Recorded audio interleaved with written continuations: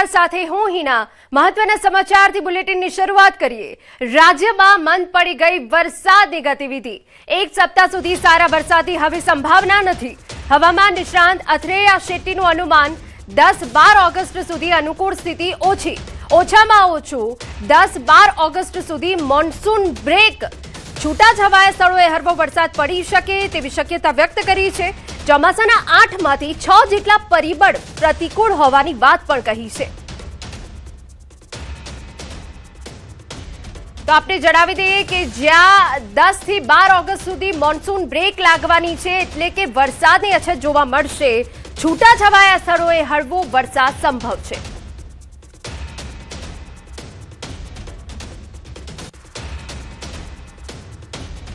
ગુજરાત પરથી વરસાદ ગાયબ। 6 દિવસ નહીં પડે ભારે વરસાદ। રાજ્યમાં 6 દિવસ હળવાથી મધ્યમ વરસાદની આગાહી। અમદાવાદમાં વાદળછાયું વાતાવરણ રહેશે। ઉત્તર પૂર્વ રાજસ્થાનમાં એક સિસ્ટમ સક્રિય। માછીમારો માટે પણ કોઈ ચેતવણી નથી। जनरली क्लाउडी स्काई का पूर्वानुमान दिया गया है और 1-2 स्पेल रेन थंडरस्टॉर्म की संभावना रहेगा। फिशरमैन भाई के लिए कोई पूर्वानुमान नहीं है आज, कोई वार्निंग नहीं है। और जो हमारे लिए सिनॉप्टिक वेदर सिस्टम इम्पोर्टेंट है। ऊपरी पवन के एक साइक्लोनिक सर्कुलेशन उत्तर पूर्व राजस्थान के ऊपर बने हुए हैं जो 1.5 किलोमीटर और 3.1 किलोमीटर ऊंचाई में बने हुए हैं। मानसून ट्रफ अभी पास कर रहे हैं। बीकानेर, दिल्ली, लखनऊ, पटना, देन पूर्व दिशा में मणिपुर तक विस्तृत है 0.9 किलोमीटर ऊंचाई तक। WD एक साइक्लोनिक सर्कुलेशन के रूप में अभी जम्मू डिवीज़न में प्रसिस्ट कर रहे हैं जो 5.8 किलोमीटर और 7.6 किलोमीटर का बीच में सटे बने हुए हैं। अभी राज्यों में जो बारिश का स्थिति है 477.7 mm बारिश रिसीव हुआ है और जो सामान्य बरसात का स्थिति होना चाहिए था 397.7 mm जो पॉजिटिव डिपार्चर है। +20% पॉजिटिव डिपार्चर है। अभी जो सिस्टम तो आगे जो मेन सिस्टम है राजस्थान के उत्तर पूर्व दिशा में साइक्लोनिक सर्कुलेशन के रूप में बने हुए हैं। ऑफशोर ट्रफ भी हमारा लेस मार्क हो गया है। मेन मेजर सिस्टम तो अभी सर पहला राउंड खत्म हो गया, दूसरा राउंड कब आएगा भाई? अभी देखिए 7 दिन के लिए तो हल्का सा मध्यम बरसात का संभावना है। રાજ્યમાં 9 ઓગસ્ટ બાદ ફરી વરસાદની સંભાવના। જ્યોતિષ શાસ્ત્રી જયપ્રકાશ માઢકની આગાહી છે 9 થી 18 ઓગસ્ટ દરમિયાન વરસાદના યોગ છે। ગુજરાતમાં ફરી ચોમાસું સક્રિય થવાની શક્યતા। ગ્રહોની સ્થિતિના આધારે વરસાદની આગાહી કરી છે। 9 ઓગસ્ટે ગુરુનો ઉદય થશે એટલે 9 તારીખથી જ વરસાદની શક્યતાઓ વધી જાય છે। એટલે 10 થી 13 ઓગસ્ટ દરમિયાન ચંદ્ર, ગુરુ અને બુધ સાથે રહેશે એટલે 10 થી 13માં પણ વરસાદની શક્યતા વધી જાય છે। આગામી 9 ઓગસ્ટથી આગામી લગભગ 18 ઓગસ્ટ સુધીના જે દિવસો છે એમાં દેશમાં અને રાજ્યમાં પણ ફરી વરસાદની શક્યતા રહે છે। વરસાદને લઈ અંબાલાલ પટેલની નવી આગાહી। 5મી ઓગસ્ટથી ફરી હવામાનમાં આવશે પલટો। 8મી થી 15મી સુધી ભારે વરસાદ પડશે। દક્ષિણ ગુજરાતમાં ભારે વરસાદ પડી શકે। ઉત્તર ગુજરાતમાં 3-4 ઇંચ વરસાદ ખાબકી શકે। મધ્ય ગુજરાતમાં પણ 4 ઇંચ સુધીનો વરસાદ પડશે। કચ્છ અને સૌરાષ્ટ્રમાં પણ સારો વરસાદ પડશે।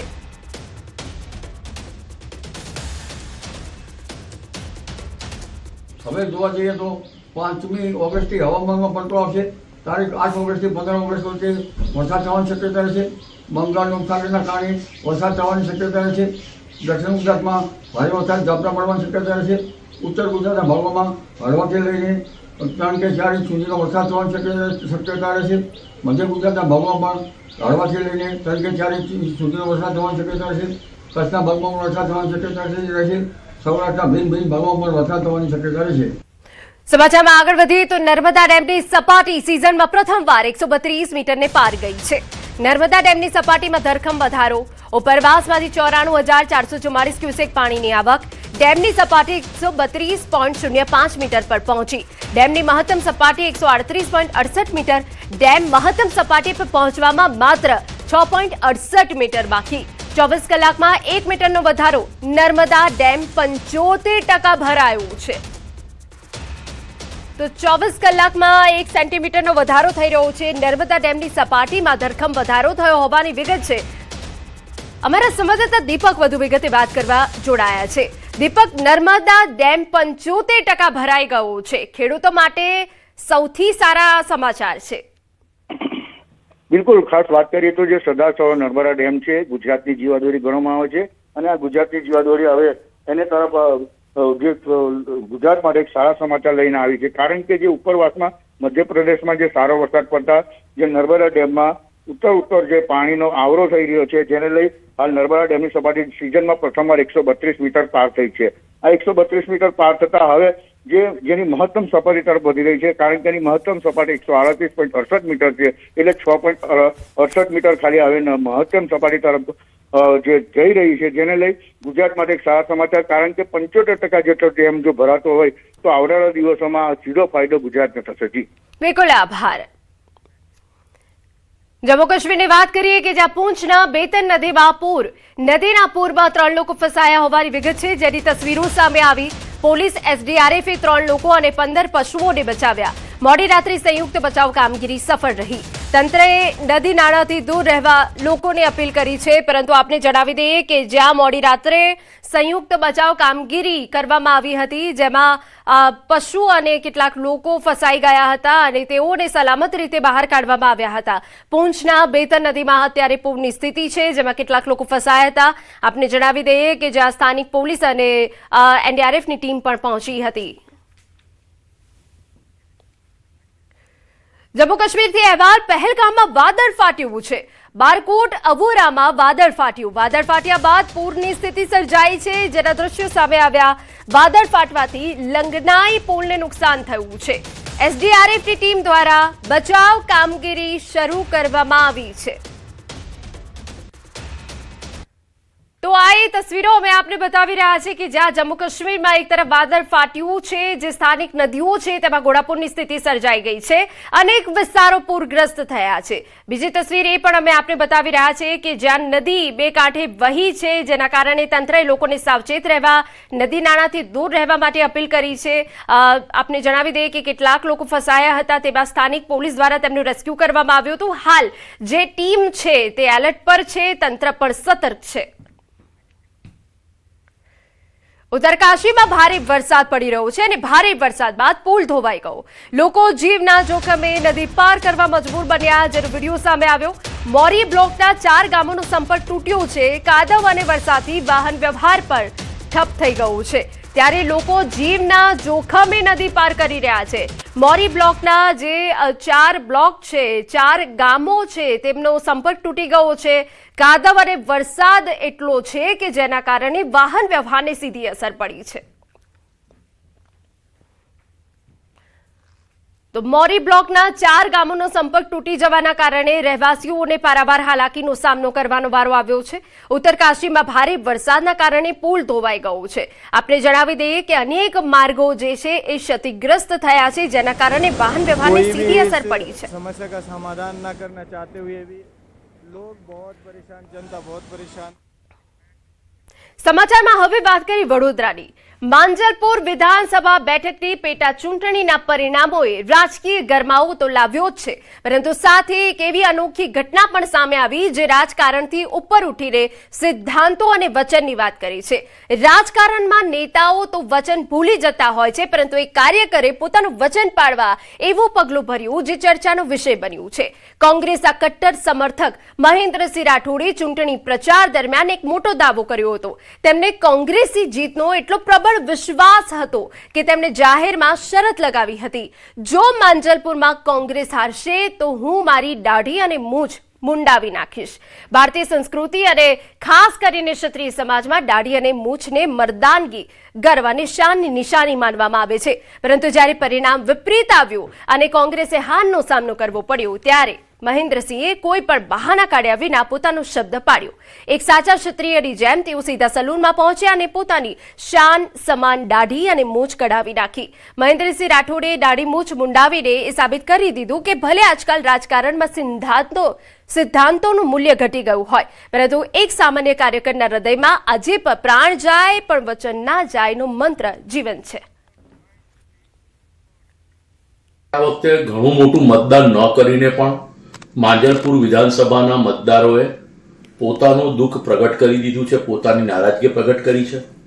પણ હું જે કહ્યું છે દાઢી મૂછ આપી દઈશ એ પ્રમાણે હું અત્યારે મારો દાઢી અને મૂછનો ત્યાગ કરવા જઈ રહ્યો છું. સમાચારમાં હવે વાત પોરબંદરની કરીએ. કેબી તાજાવાલા સ્કૂલ ફરી એકવાર વિવાદમાં આવી. વિદ્યાર્થીને લોખંડની જાળી વાગતા ઈજા પહોંચવાના મુદ્દે રજૂઆત કરવા ગયેલા વાલી અને સ્કૂલના ટ્રસ્ટી વચ્ચે ઉગ્ર બોલાચાલી બાદ મારામારી થઈ હોવાના આક્ષેપ છે.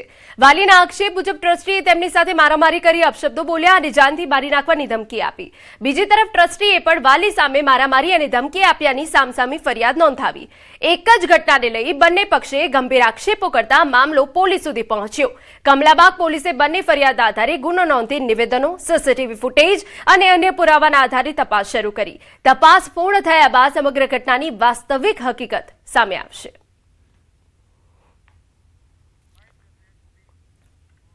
આના જે સંચાલક છે ઋષિભાઈ વિજયભાઈ બુદ્ધદેવ એ આવી જતા બંને વચ્ચે બોલાચાલી ઝઘડો થયેલ છે, ઝપાઝપી થયેલ છે અને એકબીજાને જાનથી મારી નાખવાની ધમકી આપવામાં આવેલી છે. એટલે બંને વિરુદ્ધ પોલીસે ફરિયાદ દાખલ કરી અને ધોરણસરની કાર્યવાહી કરેલ છે. સમાચાર સુરેન્દ્રનગરમાંથી ભારે વરસાદથી થયેલા નુકસાન મુદ્દે સાંસદની રજૂઆત.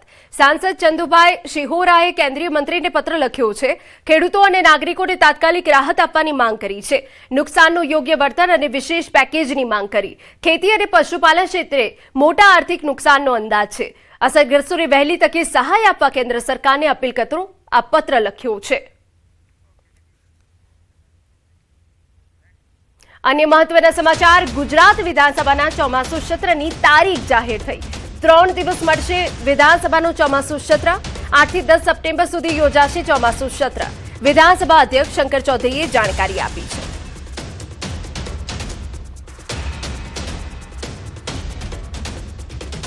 રાજ્યપાલ આચાર્ય દેવવ્રતજીએ ગુજરાત વિધાનસભાના આ 9મા સત્રનું આહવાન કર્યું છે. તારીખ 8, 9, 10 સપ્ટેમ્બર દરમિયાન આ સત્ર ચાલશે, જેની અંદર સરકારી કામકાજો, સરકારી વિધેયકો, છેલ્લા દિવસનો પ્રસ્તાવ સહિતના કામો તેમજ કામકાજ સલાહકાર સમિતિની અંદર જે નિશ્ચિત થશે તે કામો આ 3 દિવસના સત્ર દરમિયાન કરવામાં આવશે. સમાચારમાં આગળ વધીએ તો પ્રદેશ ભાજપ દ્વારા તિરંગા યાત્રાની તૈયારીઓ. સ્વતંત્રતા પર્વ નિમિત્તે ભાજપ યોજશે તિરંગા યાત્રા. આજે પ્રદેશ ભાજપ દ્વારા બેઠકનું આયોજન. પ્રદેશ પ્રમુખ જગદીશ વિશ્વકર્મા અધ્યક્ષતામાં આ બેઠક મળવાની છે. બેઠકમાં જિલ્લા પ્રમુખોને હાજર રહેવા ફરમાન કરાયું છે. તિરંગા યાત્રાની રૂપરેખા માટે મળશે પ્રદેશ ભાજપની બેઠક.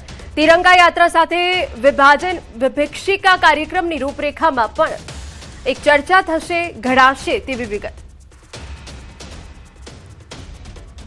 2027 ગુજરાત વિધાનસભા ચૂંટણીની ભાજપે તૈયારીઓ શરૂ કરી. ચૂંટણી પૂર્વે ભાજપનો સમગ્ર ગુજરાત ધમરોડવાનો પ્રયાસ. અમદાવાદમાં સંત શિરોમણી ગુરુ રવિદાસ મહારાજની 650મી જયંતિ નિમિત્તે ભવ્ય કળશ યાત્રાનું આયોજન. કાશીથી નીકળેલી ભવ્ય કળશ યાત્રા અમદાવાદ પહોંચી. આવનારા દિવસોમાં ગુજરાતભરમાં ભ્રમણ કરશે. આ કળશ યાત્રા અમદાવાદના ઇન્દિરા બ્રિજથી યાત્રાનું પ્રસ્થાન. પૂર્વ અને પશ્ચિમ અમદાવાદના વિવિધ વિસ્તારોમાં યાત્રા નીકળશે. એરપોર્ટ સર્કલ અને ત્યારબાદ કેમ્પ હનુમાન મંદિર યાત્રા, ડફનાળા સર્કલ થઈ ઘેવર સર્કલ અને સરોવર સર્કલ સહિત સ્થળોએ આયોજન. સાંજના સમયે યાત્રા યોજાઈ રહી છે. ભદ્રકાળી ચોક અને જમાલપુર વોર્ડ ઓફિસ થઈને જગન્નાથ મંદિર ખાતે સંપન્ન થશે. ગુરુ રવિદાસ મહારાજના સમરસતાના સંદેશને જનજન સુધી પહોંચાડવાનો ભાજપનો પ્રયાસ. અમદાવાદમાં યાત્રાનું સુકાન ભાજપના ઉપપ્રમુખ ગૌતમ ગેડિયા, શિક્ષણ મંત્રી પ્રદ્યુમન વાજા અને મહામંત્રી અજય બ્રહ્મભટ્ટે સંભાળ્યું. કાશીથી લઈ અને કર્ણાવતી સુધીની આ યાત્રાએ આજે ગુજરાતમાં પ્રવેશ કર્યો છે. કાશીથી કળશમાં સંત રવિદાસજીની પવિત્ર જન્મભૂમિની માટી સાથે આ દરેક ગામ સુધી પહોંચાડવાના સંકલ્પ સાથે આ યાત્રા નીકળી છે. 2027 વિધાનસભાની ચૂંટણીની હજી વાર છે, પરંતુ ભારતીય જનતા પાર્ટી અત્યારથી જ તેની શરૂઆત કરી દીધી છે અને તેના ભાગરૂપે ભારતીય જનતા પાર્ટી દ્વારા સમરસતા સંકલ્પ અભિયાનની શરૂઆત કરી છે. આ સંકલ્પ અભિયાન અંતર્ગત સંત શિરોમણી ગુરુ રવિદાસ મહારાજની 150મી જન્મ જયંતિ નિમિત્તે ભવ્ય કળશ યાત્રા જે છે તેનું આયોજન કરવામાં આવ્યું છે. સમગ્ર દેશમાં આ પ્રકારનું આયોજન કરવામાં આવ્યું છે, જે અંતર્ગત અમદાવાદની વાત કરીએ તો કાશીથી કર્ણાવતી સુધી આ યાત્રા જે છે તે યોજાવાની છે. આ કળશ કાશીથી લઈને આવ્યા છે અને હવે આ કળશ સાથે સંત રવિદાસની મૂર્તિ જે છે તે સમગ્ર ગુજરાતની અંદર ફરવાની છે. ગુજરાતની અંદર દરોડ છે. મહત્વનું એ છે કે ભારતીય જનતા પાર્ટી હંમેશા એડવાન્સમાં માનતી હોય છે. જે આજે ગઈકાલે ગાંધીનગરમાં આ કળશ હતો ને હવે આજે અમદાવાદના વિવિધ વિસ્તારોની અંદર ફરશે અને ત્યારબાદ સાંજે આ કળશ જે છે તે ભારતીય જનતા પાર્ટીના પ્રદેશ પ્રમુખ જગદીશ વિશ્વકર્મા, મુખ્યમંત્રી ભૂપેન્દ્ર પટેલ સહિતના નેતાઓ જે છે તે જગન્નાથ મંદિર ખાતે આ રથની પૂજા અર્ચના કરી અને આ રથને આગળ ધપાવશે. શ્રેણીક મહેતા સાથે ગૌતમ સરમાળી, ન્યૂઝ 18 ગુજરાતી, અમદાવાદ. અન્ય મહત્વના સમાચાર. સુરેન્દ્રનગર જિલ્લામાં પડેલા ધોધમાર વરસાદ બાદ વઢવાણ તાલુકામાં ખેતીને ભારે નુકસાન થયું. 2 દિવસમાં 8 ઇંચથી વધુ વરસાદ વરસતા કોઠારિયા સહિતના વિસ્તારોમાં હજારો વીઘા ખેતરોમાં 5-6 ફૂટ સુધી પાણી ભરાઈ ગયા, જેના કારણે કપાસ, મગફળી, અડદ જેવા પાક સંપૂર્ણપણે બરબાદ થયા. ખેડૂતોનો આક્ષેપ છે કે નર્મદા કેનાલના કારણે વરસાદી પાણીનો નિકાલ અટકી જતા છેલ્લા ઘણા વર્ષોથી આવી સ્થિતિ સર્જાઈ છે, છતાં તંત્ર દ્વારા કોઈ કાયમી ઉકેલ લાવવામાં આવ્યો નથી. પાક નિષ્ફળ જતા ખેડૂતોને લાખો રૂપિયાનું નુકસાન થયું છે અને સરકાર દ્વારા તાત્કાલિક સર્વે કરી વળતર ચૂકવવાની તેમજ પાણીના નિકાલની સમસ્યાનો કાયમી ઉકેલ લાવવા માંગ ઉઠી છે. નર્મદા કેનાલ 2-3 કિલોમીટર લગીનમાં પાણીનો નિકાલ નહીં કરવાથી આ ખેડૂતોને દર વર્ષે આ પોઝિશન થાય છે. દર વર્ષે ખરીફ સિઝન તો ફેલ જ જાય છે. નર્મદા વિભાગમાં અમે રજૂઆત નારું બનાવવાની કરેલી કે પાણીનો તમે નિકાલ કરો તો ખેડૂતના પાક બચી શકે અને પાક લઈ શકે ખરીફ સિઝનમાં. પણ નર્મદા વાળા સાહેબોએ હજુ કોઈ કામગીરી નથી કરી. તો અમારી અત્યારે ખેડૂતોની માંગ એવી છે કે પાણીનો યોગ્ય નિકાલ કરે અને ખેડૂતોને યોગ્ય સહાય કરી. ખેતરોમાં 6-7 ફૂટ પાણી ભરાઈ ગયા છે. એના કારણે તમે જોઈ શકો કે આ પાક નિષ્ફળ ગયો છે. કપાસનો, મગ, અડદ, મગફળી બધા પાક બળીને નાશ પામી ગયા છે. હાલમાં અમે કોઈ પાક આવે એવી શક્યતા નથી અને પાક કયા વાવશું અને કઈ રીતે વાવશું, જમીન પણ ધોવાઈ ગઈ છે. અમારી માંગ એક જ છે કે નર્મદાના કેનાલ હટતા ખેતરો છે અને જે વરસાદી પાણીનો યોગ્ય નિકાલ થાય તો ખેડૂત સારી રીતે પાક લઈ શકે. સુરેન્દ્રનગર જિલ્લામાં તાજેતરમાં વરસેલા અનરાધાર વરસાદે ક્યાંક ને ક્યાંક ખેડૂતો માટે આ મેઘમહેર છે, મેઘ કહેર સાબિત થઈ હોય તેવી હાલ સ્થિતિ સર્જાઈ છે. આ વઢવાણ તાલુકાની વાત કરવામાં આવે તો વઢવાણ તાલુકામાં 2 દિવસમાં અંદાજે 8 ઇંચથી વધુ વરસાદ છે ખાબક્યો હતો, જેને લઈને આપ ટીવી પરના દ્રશ્યોમાં જે જોઈ રહ્યા છો તે વઢવાણથી જે વાડલા તરફની જે સીમ છે આ નર્મદા કેનાલ આવી છે. કેનાલની બાજુના ખેતરો છે તેમાં હાલ જળબંબાકાર જેવી સ્થિતિ સર્જાઈ છે. ખેડૂતોએ મહા મહેનતે અને મોંઘા જે છે ભાવના બિયારણ, દવા સહિતનો જે ખર્ચ કરીને વીઘા દીઠ અંદાજે 10,000 થી વધુનો ખર્ચ કરીને પકવેલા કપાસ, મગફળી, અડદ સહિતના જે પાકો છે આ પાકો હાલ સંપૂર્ણ પ્રમાણમાં નાશ પામી ચુક્યા છે. ક્યાંક ને ક્યાંક ખેડૂતોની મહેનત છે ફરી એકવાર છે એ એળે ગઈ હોય તેવી સ્થિતિ સર્જાઈ છે અને ખેડૂતોનો પણ આક્ષેપ છે કે નર્મદા કેનાલ જે બનાવવામાં આવી છે એના કારણે વરસાદી પાણીનો જે ખેતરોમાંથી નિકાલ છે સદંતર અટકી ગયો છે. તેના કારણે છેલ્લા 10 વર્ષોથી આ સ્થિતિ સર્જાઈ છે અને છેલ્લા 10 વર્ષોથી ખેડૂતો આ મામલે નર્મદા વિભાગને રજૂઆત કરી રહ્યા છે, પરંતુ જે નર્મદા વિભાગના બહેરા કાને આ ક્યાંક ને ક્યાંક રજૂઆત છે એ અથડાઈને પાછી ભરતી હોય તેવી સ્થિતિ સર્જાઈ છે. અને આ જે વરસાદ છે એના કારણે ફરી એકવાર વઢવાણ તાલુકાના જે ખેડૂતો છે કુદરત સામે લાચાર બન્યા હોય તેવી સ્થિતિ સર્જાઈ છે. અક્ષય જોશી, ન્યૂઝ 18 ગુજરાતી, વઢવાણ. વરસાદે સાબરકાંઠાના શાકભાજી ઉત્પાદક ખેડૂતોની મુશ્કેલીમાં વધારો કર્યો. અતિશય વરસાદના કારણે ખેતરોમાં પાણી ભરાઈ જતા શાકભાજીના પાકને ભારે નુકસાન થયું. વરસાદના કારણે છોડમાં ફૂલ બેસતા નથી, તૈયાર થયેલું શાકભાજી કોવાઈ જાય છે અને રોગચાળો તેમજ ઈયળનો ઉપદ્રવ પણ વધ્યો છે. આ તરફ ઉત્પાદક ઘટતા બજારમાં શાકભાજીના ભાવમાં ભારે તેજી આવી, પરંતુ વધેલા ભાવનો લાભ પણ ખેડૂતોને મળતો નથી, કારણ કે ઉત્પાદક ઘટી જતા મજૂરી, ખાતર, દવા અને પરિવહનનો ખર્ચ પણ નીકળતો નથી. વેપારીઓનું માનવું છે કે જો આગામી દિવસોમાં પણ ભારે વરસાદ ચાલુ રહેશે તો શાકભાજીના ભાવમાં હજુ વધારો થશે અને તેની સીધી અસર સામાન્ય લોકોના રસોડાના બજેટ પર પડશે. વરસાદ પડવાથી ખેતરની અંદર જે પાક તો એ ઓછો થાય છે, ભાવ વધારે છે પરંતુ માલનું ઉત્પાદન ઓછું હોવાથી ખેડૂતને નુકસાન જ છે. પહેલા હું 50 પાઉચ લાવતો હતો, અત્યારે અમારે 10 પાઉચ નીકળે છે, એટલે અમારે 40% નુકસાન છે. સરવાળે જીરો ભાવ સારા છે અને લાલપીર પદ્ધતિમાં થોડા ભાવ સારા મળે છે. અને જે 100% માર્કેટમાં આવતી હતી શાકભાજી એની જગ્યાએ આજે 20% શાકભાજી આવે છે. એટલે અમારે બહારના રાજ્યોમાંથી માલ લાવીને પૂરો પાડવો પડે છે. અહીંયા આજે નાસિકથી બધી ગાડીઓ આવે છે, એમાં શાકભાજી આવે છે અને અહીંયા આજે 100-120 રૂપિયા કિલો શાકભાજી છે અને હજી આવું 1-1.5 મહિનો આ પરિસ્થિતિ ચાલશે. ખેડામાં અનરાધાર વરસાદ બાદ ભારે તારાજીના દ્રશ્યો સામે આવ્યા. ન્યૂઝ 18 ગુજરાતીની ટીમે બામણ ગામમાં ગ્રાઉન્ડ ઝીરો પરથી સ્થિતિનો તાગ મેળવ્યો, જ્યાં છેલ્લા 10 થી 15 દિવસથી ખેતરો અને મુખ્ય રસ્તાઓ પર 4 થી 5 ફૂટ સુધી વરસાદી પાણી છે. આશરે 4000 હેક્ટરથી વધુ ખેતીલાયક જમીન જળમગ્ન બનતા ડાંગરનો પાક સંપૂર્ણપણે બરબાદ થયો. પ્રથમ વરસાદ બાદ ફરીથી મોંઘું ધરું લાવી રોપણી કરનાર ખેડૂતોને પણ ભારે નુકસાન વેઠવું પડ્યું.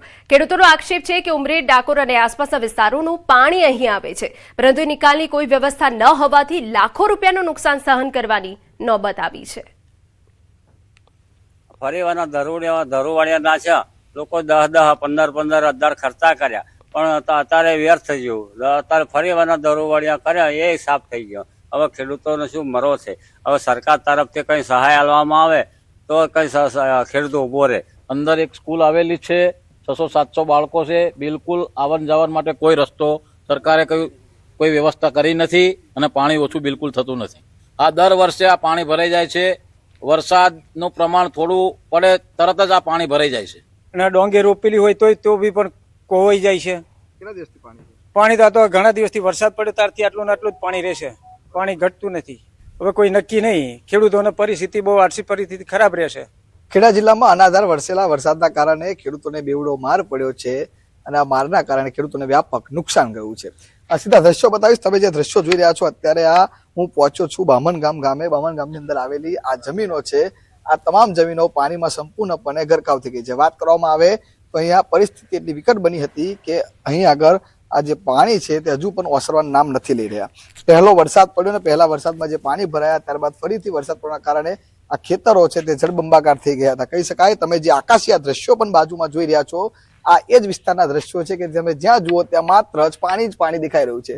આ રોડ ઉપર આવેલી સંસ્થા પણ છે, સંસ્થામાં રસ્તો આવવા જવાનો બંધ થઈ ગયો છે. બીજી બાજુ વાત કરવામાં આવે તો એના ખેડૂતોએ જે ડાંગરનું ધરું છે તે વેચાતું લાવી અને ડાંગરની રોપણી કરી હતી અને આ રોપણી સંપૂર્ણ નિષ્ફળ ગઈ છે. કારણ કે જે પ્રકારે વરસાદ વરસ્યો અને આ વરસાદના કારણે આ જે પાક નુકસાન હતું તે પાક નુકસાન ભોગવવાનો વારો આવ્યો હતો અને કહી શકાય કે એના ખેડૂતોને વીઘા દીઠ 5 થી 7 હજાર રૂપિયાનો ખર્ચો કરવો પડ્યો હતો અને ખર્ચો તમામ બાકાત ગયો છે. કારણ કે પહેલો વરસાદ પડ્યો, પાણી ભરાઈ ગયા, ડાંગરનો પાક નિષ્ફળ ગયો. ત્યારબાદ ખેડૂતોએ વરોડિયું કરીને આ ડાંગરનું ધરું છે તે ફરી ઉછેરવાનો પ્રયત્ન કર્યો હતો, પરંતુ તે પણ ધરું હવે આ પાણીમાં ધોવાઈ ગયું છે. એટલે ખેડૂતોને બેવડો માર પડ્યો છે. એના ખેડૂતો એક જ વાત કરી રહ્યા છે કે સરકાર આનો સર્વે કરાય, તેમને યોગ્ય સહાય ચૂકવે.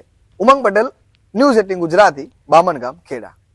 સમાચાર મહીસાગરમાંથી. લુણાવાડાના ચાવડિયા કોઠા ગામના ખેડૂતો માટે વરસાદ વરદાન નહીં પરંતુ અભિશાપ બની રહ્યો છે. ચાવડિયા કોઠા ગામની સીમમાં આશરે 30 હેક્ટર જેટલી ખેતી વરસાદી પાણીમાં ગરકાવ થઈ છે. ખેડૂતોનો આક્ષેપ છે કે ખેતરોની આસપાસ ઉભા કરાયેલા કોમ્પ્લેક્સ અને આરસીસી દિવાલના કારણે પાણીનો કુદરતી નિકાલ બંધ થઈ ગયો. પરિણામે ડાંગરના ખેતરોમાં 5 ફૂટ સુધી પાણી ભરાતા પાક નષ્ટ જવાની ભીતિ ઊભી થઈ. છેલ્લા 3 દિવસથી પાણી ઓસરી નથી રહ્યા. અનેક રજૂઆતો છતાં ઉકેલ ન આવતા ખેડૂતોમાં ભારે રોષ જોવા મળી રહ્યો છે. હવે જો તાત્કાલિક પાણીનો નિકાલ નહીં થાય તો મહિનાઓની મહેનત અને લાખો રૂપિયાનું રોકાણ પાણીમાં જતા ખેડૂતો મુખ્યમંત્રી સુધી રજૂઆત કરવાની ચીમકી ઉચ્ચારી રહ્યા છે.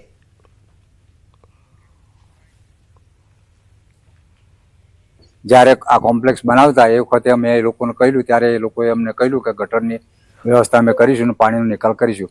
પણ છેલ્લા 1 વર્ષની અંદર એમણે આગળની જગ્યાનું બધું પૂરણ કરી અને જમીન અમારી બુડાણમાં કાઢેલી છે. એવી આવી 30 હેક્ટર જમીન ખેડૂતોની બુડાણમાં ગયેલી છે અને એ લોકો સદંતર પૂરણ કરી દે અને અમારા વરસાદી પાણીનો નિકાલ 100% બંધ કરી દીધેલો છે.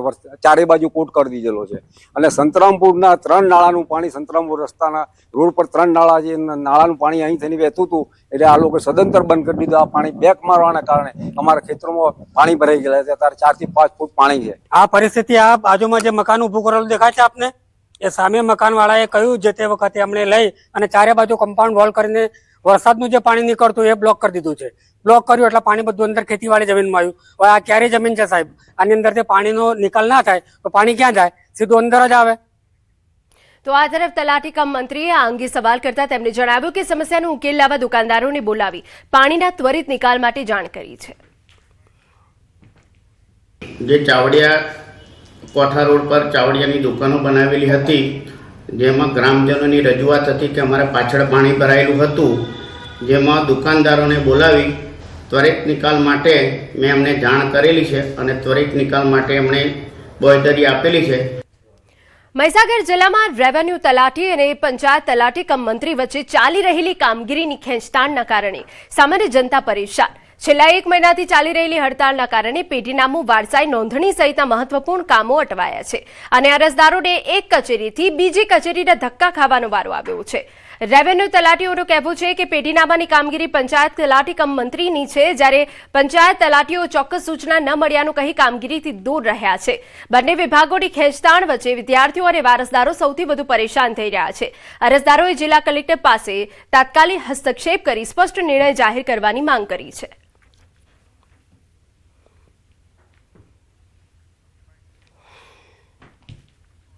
જે વિદ્યાર્થીઓને જે દાખલા જોઈએ છે તે સત્વરે મળતા નથી અને આ લોકો હડતાલ પર 3 થી 4 ધક્કા. સત્વરે આનો નિકાલ આવવો જોઈએ અને કામગીરી થવી જોઈએ, વિદ્યાર્થીઓ અટવાના નથી. અમારા અરજદારોને પેઢીનામું, જમીન વારસાઈ, 7/12, હકપત્રક, જમીન માપણી આવી તમામ કામગીરી પંચાયતોમાં અટવી પડી છે. લોકો કચેરીના ધક્કા ખાઈ છતાંય એમનું કામ થતું નથી. અને જલ્દી આનું કંઈ પણ નિરાકરણ આવે એવી અમે સરકાર તરફ માગણી કરીએ છીએ. રેવન્યુ તલાટી અને પંચાયત તલાટી હડતાલ પર ઉતર્યા છે. લોકો રોજના ધક્કા ખાય છે અને લોકોનું કામ થતું નથી. તો એને કોઈક સમસ્યા થાય, કોઈક નિકાલ થવો જોઈએ. એનું એક જ કારણ છે કે મહેસૂલી કામગીરી જે તે ડિપાર્ટમેન્ટ યાની કે તલાટી, રેવન્યુ તલાટી દ્વારા કરવામાં આવતી હોય છે અને પંચાયતની કામગીરી એ પંચાયત તલાટી કમ મંત્રી દ્વારા કરવામાં આવેલી હોય છે. 2018ના આંદોલન વખતે પણ આ જ મુદ્દો અમારે મુદ્દાની અંદર હતો. તેનું અત્યાર સુધી સરકારે પણ એનું નિરાકરણ આવ્યા નથી. મહીસાગર જિલ્લામાં પણ કલેક્ટર સાહેબ દ્વારા અથવા પ્રાંત સાહેબ દ્વારા વૈકલ્પિક વ્યવસ્થા દરેક તાલુકામાં કરવામાં આવે એવી અમારી માગણી અને લાગણી છે. સમાચારમાં અત્યારે બસ આટલું જ. નમસ્કાર.